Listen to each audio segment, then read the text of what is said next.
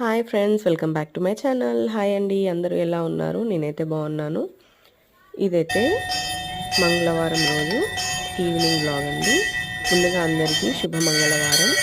కార్తీక మాసంలో వచ్చే ప్రతి రోజుకి ఒక ప్రత్యేకత అయితే ఉంటుంది. ఈ రోజు ఆ రోజు అనేది ఏం లేదు. ఏ రోజైనా కూడా ప్రత్యేకమే.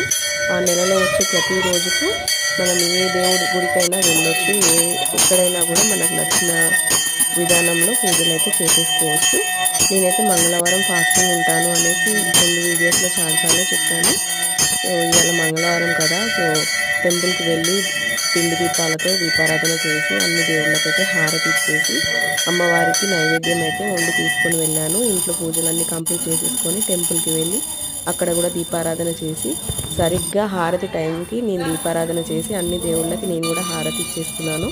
నాకైతే చాలా హ్యాపీగా అనిపించింది. Thank you for watching.